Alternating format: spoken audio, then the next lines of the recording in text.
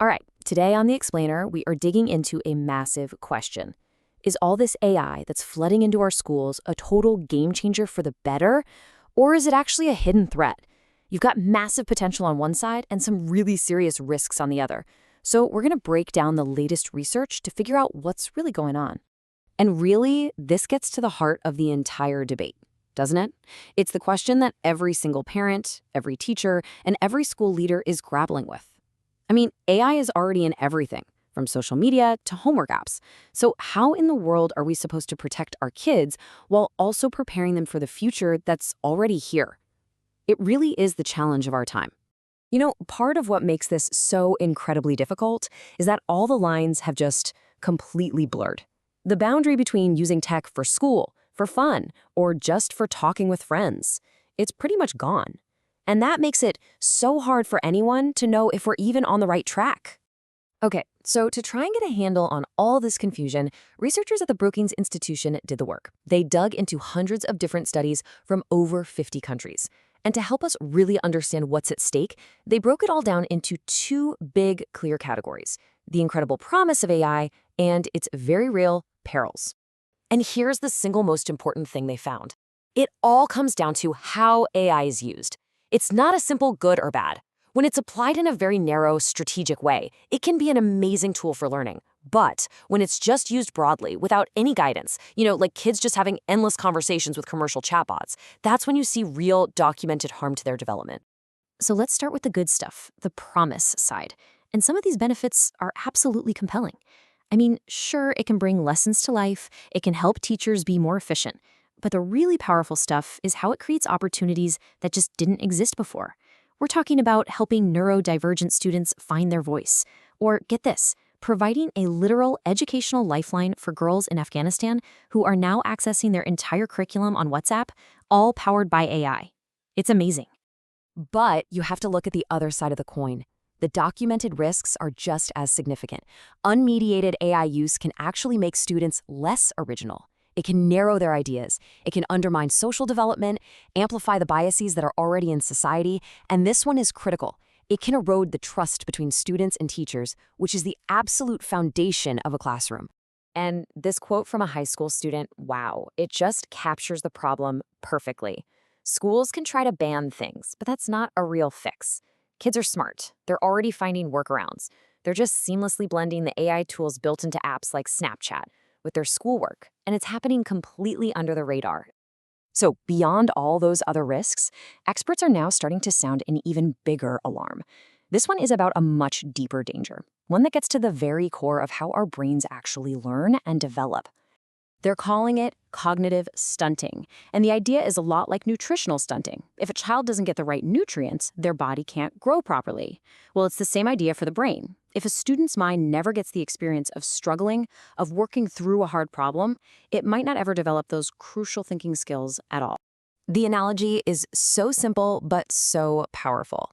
You cannot build muscle by just watching somebody else lift weights. In the same way, you can't build mental muscle by letting a machine do all the intellectual heavy lifting for you. Real learning takes effort. That's the point. Now, this is a really crucial distinction to make. This isn't the same as what experts call cognitive offloading. Offloading is when you take a skill you already have, like you already know how to read a map, and you just pass the task to a tool, like a GPS. Cognitive stunting is totally different. That's when you never learned to read the map in the first place because the GPS was always there to do it for you. And listen, this is not just a theory. We're already seeing the evidence play out. A really fascinating study came out of Georgetown University. They compared college application essays written before ChatGPT was released to ones written after. And the result? The essays written after ChatGPT came out were noticeably less original. They all just kind of clustered around the same few bland ideas.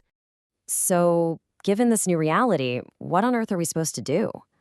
Well, a different report imagined a school district standing at a crossroads, and it laid out three very distinct paths into the future. Three choices that really communities everywhere are making right now, whether they realize it or not. Okay, path number one is basically to retreat.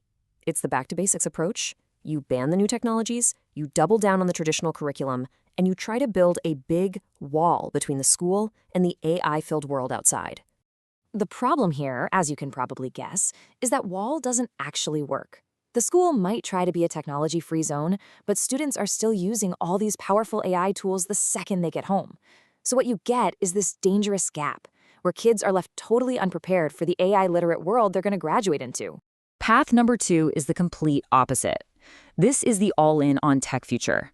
Here, AI gets integrated into absolutely everything, from personalized lessons all the way to optimized surveillance systems, all with the goal of maximizing efficiency. But the risk here is a little more subtle. It's a slow, steady erosion of human judgment. As more and more decisions get handed over to the AI, we risk becoming dangerously dependent on the technology, maybe even losing our own ability to think critically and make those nuanced choices ourselves. And that leads us to the third path, which you could call the messy middle. This future accepts that there is no simple, easy answer. It says that education itself has to evolve. The focus shifts from just using AI tools to instead cultivating our uniquely human skills in a world where AI is everywhere.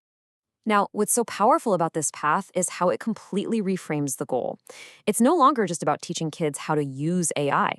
It's about building deep AI literacy. It's about redefining what we even count as success. And, most importantly, it's about training students to develop and actually trust their own judgment. So if that's the path we want to be on, how do we actually navigate that messy middle?